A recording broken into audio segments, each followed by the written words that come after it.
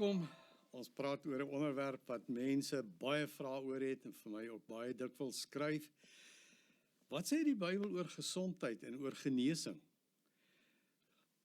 Kan God nog mense in ons dag bonatuurlik, wonderbaarlik genees? Funksioneer die gawe van genesing nog in ons dag? Vra oor, is dit reg om so of op hierdie manier of daai manier mense amper te manipuleer of te dwing of in rympies in te kry of wat te doen, allerlei snaakse maniere om mense gesond te laat word.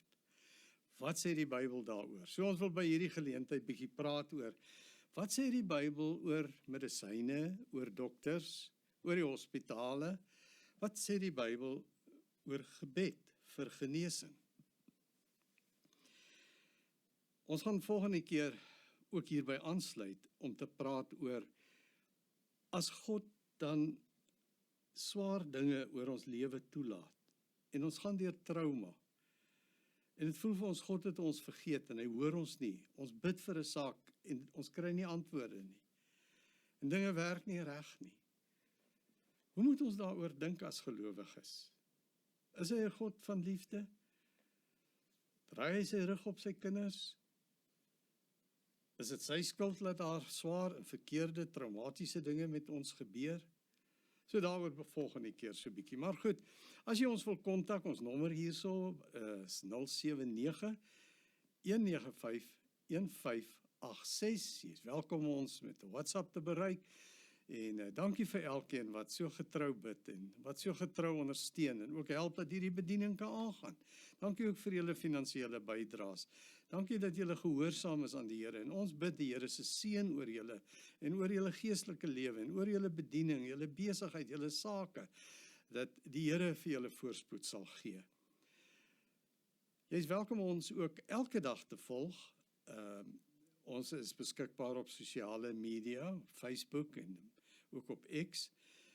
Jy is welkom om vir ons ook te volg op Instagram. En dan kan jy die boodskappe alles kry by YouTube, terwyl van ons bybediening. So, ons begeerte is net om vir jou te seën, om elke dag vir jou op te bou in jou geloofslewe. En as jy wil inskakel by hierdie familie, 'n kleiner groep van mense wat elke dag hierdie boodskap ook op hulle eie selfone ontvang, laat weet ons net by hierdie nommer en ons sal kyk dat ons vir jou dit elke dag aanstuur. Nou goed, ek het gesê, ons wil bietjie kyk wat sê die Bybel oor genesing, gesondmaking, goddelike genesing.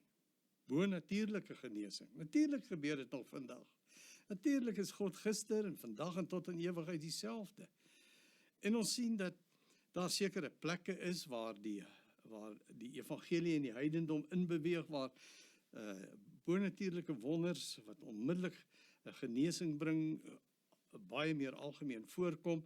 Ons sien dat elke gemeente wat mense na die tyd nooi of in die erediens nooi om vorentoe te kom en vir hulle te bid, dat daar elke keer mense is wat na die tyd getuig en sê, die Here het my aangeraak, ek het gesond geword. Wonderlike getuienisse ook van medici wat vertel dat hierdie is 'n bonatuurlike ingryping van God. Ons kan dit nie verklaar nie. Dit is die natuurlike verloop. Hier het 'n verandering gekom. Dit is so, dat die Bybel is duidelik daaroor uitgesproke. Jesus het gekom om genesing te bring. Jesus het gekom om sonde weg te vat, om mense te verlos van die bose.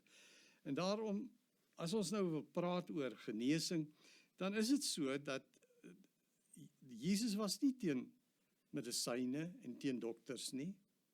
Een van die evangeliste, Lukas, wat saam met Paulus ook pad gestap het, was 'n mediese dokter gewees.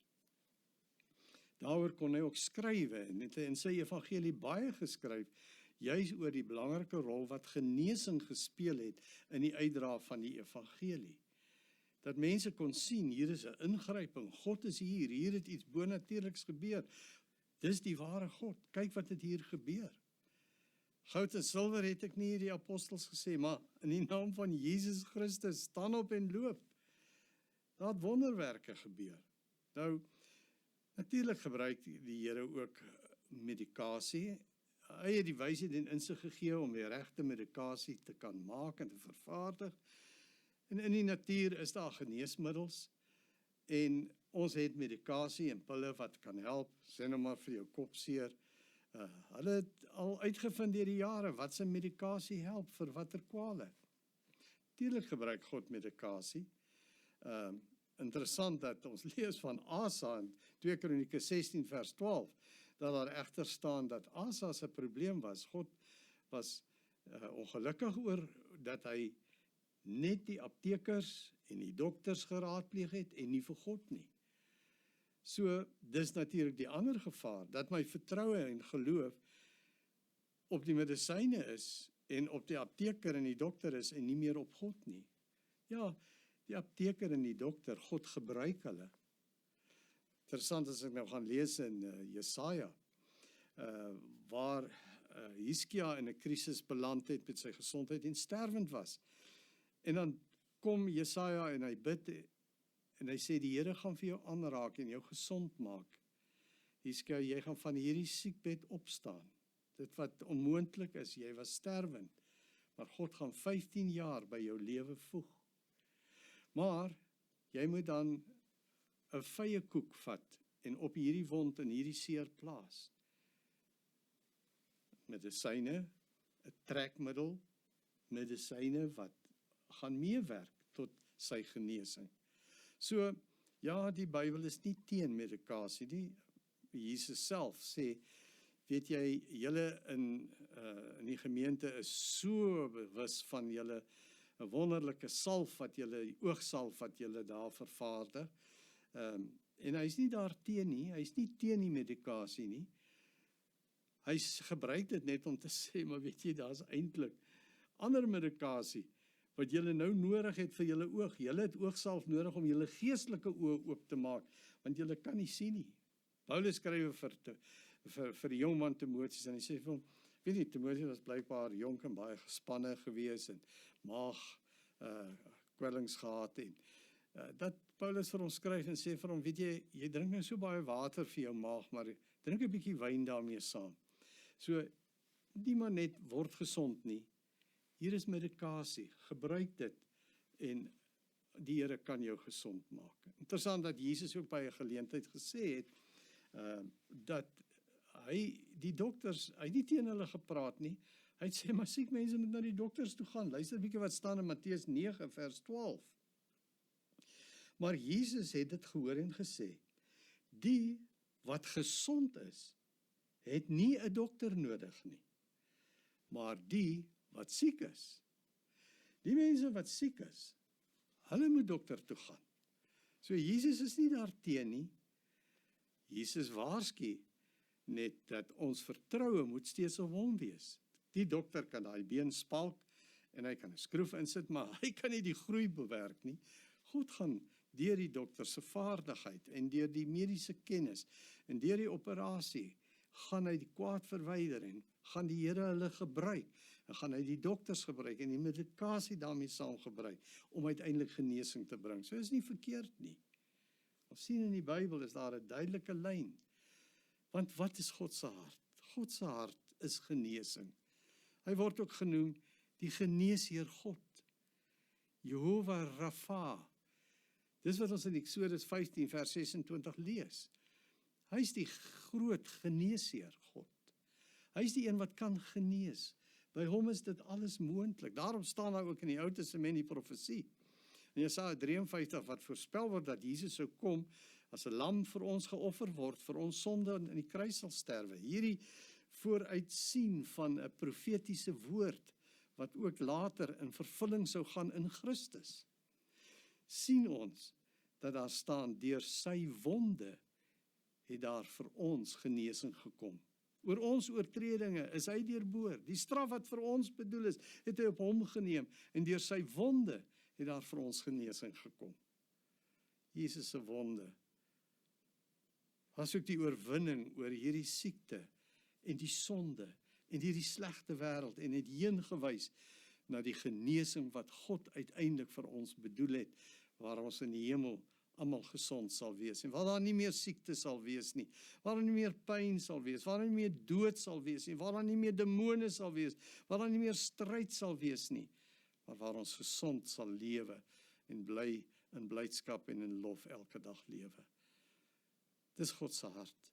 God wou dit nie in die paradys anders gehad het nie, maar deur die sondeval het hierdie plan van God verwronge geraak en het ons in 'n wêreld begin lewe met sonde, wat sondegevalle impak en invloed gehad het. As Jesus mense genees, dan verwys hy terug na Jesaja 53 toe. Dan sê hy, dit is wat Jesaja voorspel het. Julle sien dat mense gesond word. Dis wat Jesaja al jare terug gesien het. Toe hy gesê het, deur sy wonde sal daar genesing kom. Jesus het gekom om te wys dat die nuwe bedeling wat hy bring, is 'n bedeling van gesondheid en van genesing en van vrykom van pyn en seer en swaar. Ek lees vir jou, as jy nou mooi gaan kyk, wat staan daar spesifiek ook oor Jesus se bediening hier op aarde, wat ons weet, hier op aarde, as jy nou gaan kyk na die evangelies, dan gaan jy sien, omtrent 1/5 van die evangelies, wat oor Jesus se lewe op aarde geskryf is, handel oor genesing. So staan daar in Matteus 8 vers 16, toe dit aand word, het hulle baie wat in die mag van bose geeste was vir hom gebring, en hy het die geeste met 'n woord uitgedryf en al die siekes gesond gemaak. Jy sien die hart van Jesus wat wil bevry, wat wil genees. En dan die opdrag wat ons ook het, Matteus 10 vers 8. Jesus stuur hulle uit en hy sê, maak siekes gesond, wek dooies op, reinig melaatses en dryf bose geeste uit. Julle het dit verniet ontvang, gee dit ook verniet. As Jesus hulle uitstuur, dan sê hy, maar dis deel van die bediening. Dit was deel van Jesus se boodskap. Wat het hy op aarde kom doen? Daar staan, daar was 3 dinge wat hy gedoen het. Hy het mense geleer, soos wat hy nou vir jou ook wil, en vir my wil leer uit sy woord, en hoekom ons Bybelstudie moet doen, dat hy ons kan leer, wat is die waarhede van God se hart. Hy het ook die evangelie verkondig. Die evangelie was die blye nuus, daar is vergifnis vir jou sonde. Hy kan jou verlos daarvan, hy wil jou vrymaak daarvan. Jesus het gekom om die evangelie vir mense te vertel, die goeie nuus van vergifnis. En dan die derde ding is dat Jesus gekom het en hy het mense gesond gemaak. Kom ek lees net vir jou Matteus 9 vers 35. Jesus het al die dorpe en die klein plekkies besoek en hy het die mense in hulle sinagoges geleer. Hy het die evangelie van die koninkryk verkondig en elke soort siekte en kwaal gesond gemaak. Dis waarom Jesus gekom het. Dit was sy groot taak hier op aarde, die geneesheer God, wat genesing bring. En as jy nou mooi gaan kyk, dan sien ons hoe dat daar in Handelinge 4 vers 30, die vervolging met nuwe felheid toegeneem, en die disippels het gevrees vir hulle lewe, en hulle het vir Petrus gevang, en hy het bevry uit die tronk, en toe hy by daardie klein groep van gelowiges kom, toe bid hulle saam, en wat vra hulle? Hulle sê, Here, gee ons vir jou vrymoedigheid, ons het bang geword, ons is so bewus van onsself, en nie meer vrymoedigheid, kom gee vir ons vrymoedigheid om weer te getuig, dat ons weer vrymoedig sal praat oor u vergifnis en die evangelie verkondig. En Here, kom doen wonderwerke, kom genees mense. Dis wat hulle bid. Hulle vra, Here, gebruik ons om mense te help om gesond te word. Nou ons weet dat God partykeer 'n ding onmiddellik kan laat gebeur, en hy kan onmiddellike genesing gee, of hy kan die genesingsproses begin, en jy word gesond oor 'n tyd, dat die Here se genesing oor 'n tydperk verloop. Maar dat dit God is wat agter die genesing is, dis die wonderlike daarvan. Maar ons het ook die opdrag. Die Here sê, ons het 'n opdrag om vir mense te bid, en dan mense uit te reik, en om te vertrou, om mense aan te raak, dat hulle kan gesond word, op watter manier God hulle ook wil genees. Daar is 'n baie duidelike voorskrif ook, wat Jakobus in Jakobus 5 gee, waar hy spesifiek vir ons leer, en sê, julle moet weet, julle moet bid. julle moet bid vir die mense wat siek is. Kry die leiers saam, kry die geestelike leiers saam, laat hulle saamkom en laat hulle saam bid. Laat hulle met olie hierdie persoon salf en laat hulle bid dat hy gesond kan word. Dis 'n opdrag. Dis wat die kerk moet doen. Daarom dink ek is dit reg dat daar genesingsdienste is of dat by eredienste, soos wat daar uitnodigings is vir mense wat hulle lewe aan die Here wil gee en wil breek met sonde, mense ook kan voor gebid word wat gesond wil word. Daar staan in Jakobus hoe dat die Here sê spesifiek, salf hulle met olie. Nou, die salwing, weet ons in die Ou Testament en die Nuwe Testament, is nie dat hierdie olie wonderbaarlike krag het om iets te doen nie, en as jy die olie opsit, dan is dit sommer gesond nie. Nee, dis 'n simboliese teken van die Heilige Gees se teenwoordigheid en sy werking in hierdie persoon, om die genesing in hierdie persoon te verrig. So die olie is maar net die simbool van God se teenwoordigheid en sy werking in hierdie persoon se lewe en liggaam. Kom ek lees vir jou hoe hierdie opdrag klink en hoe dat Jakobus hieroor geskryf het spesifiek. Jakobus 5 vers 14. As daar iemand van julle is wat siek is, moet hy die ouderlinge van die gemeente laat kom en hulle moet vir hom bid en hom met olie salf onder aanroeping van die naam van die Here. En as hulle gelowig bid, sal dit vir die sieke genesing bring. Die Here sal hom gesond maak. As hy gesondig het, sal dit hom vergewe word. Bely julle sondes eerlik teenoor mekaar en bid vir mekaar, sodat julle gesond kan word. Die gebed van 'n gelowige het 'n kragtige uitwerking. Sien jy dat die Bybel praat hiervan? Hy praat van genesing en van bid vir mense om gesond te word.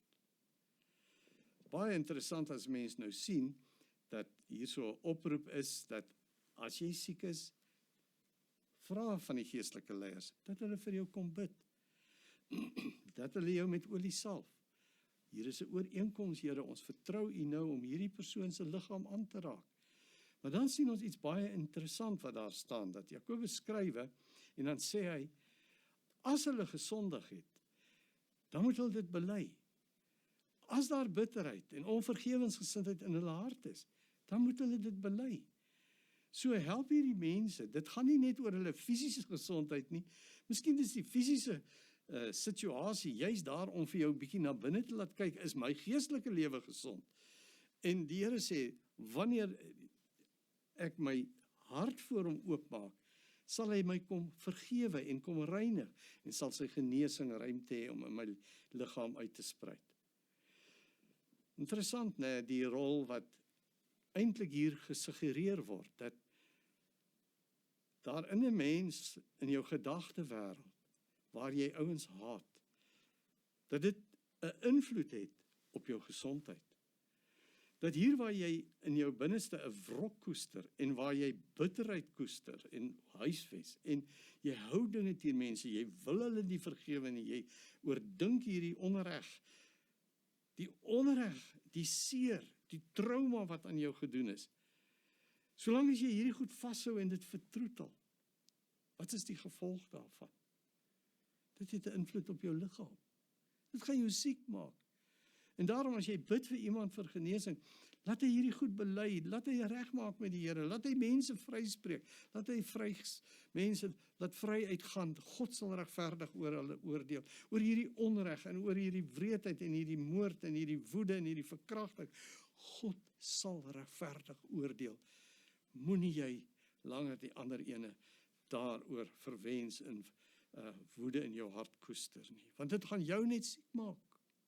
'n persoon weet nie eens daarvan dalk nie. Hy dink nie eers daaraan nie. Maar oor hierdie onreg met die geld loop en vroeg jy. En hierdie vroeging het 'n invloed op jou liggaam, want nou skei jou hormone af. Jou endokriene stelsel in jou liggaam en jou emosies is nou betrokke. Dis wat psigosomaties beteken. Psigo beteken jou siege, jou gemoed. En so maar as jou liggaam, hoe dat jou jou denke en jou emosies 'n invloed kan hê op jou liggaam.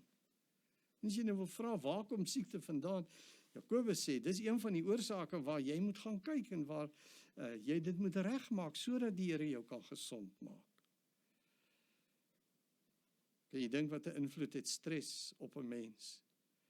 Hierdie slegte gevoelens, wat hierdie adrenalien afskei in jou liggaam, en kortisol en allerlei dinge wat nou, in plaas van om te veg, en hierdie adrenalien wat jou in staat stel, en jy voed dit uit, nou sit jy daarmee, en nou begin dit 'n ander geveg teen jou liggaam, en teen jou vel, en teen jou maag, en teen jou hart, en jou bloeddruk, en al hierdie dinge in jou liggaam is nou onder stres en onder druk.